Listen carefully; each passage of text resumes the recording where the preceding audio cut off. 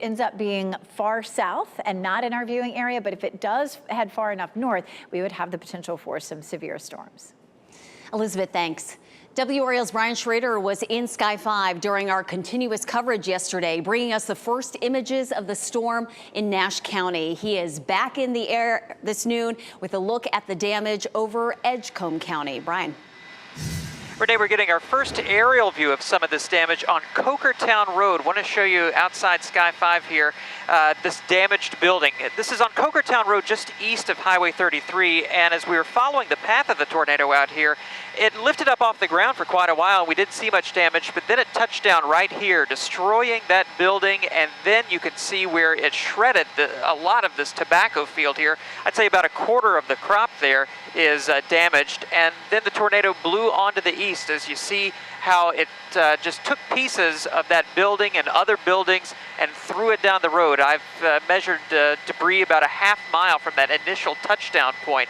So a lot of damage here on Cokertown Road in Edgecombe County. We're going to be in the air through this entire newscast, looking at some of the sites along the path of the tornado and giving you an update on how the cleanup is going. Renee?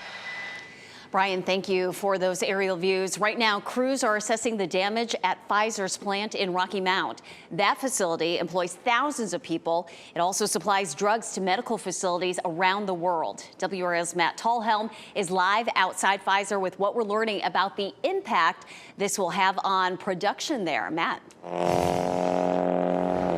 Yeah, Renee, you know, from the front of the Pfizer facility here, you really don't see a lot of that damage until you look over here. There's a fence line that was ripped down, and you can see all these crews, power crews, tree cleaning crews that are out here.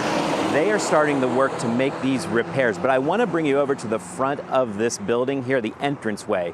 That sign right there, site closed. We have learned within the last hour from an official here in Rocky Mount that this facility is closed and will be closed until further notice. I want to show you some of the video to explain why this damage here. A video from a viewer shows that tornado as it moved across the parking lot of the Pfizer plant yesterday afternoon.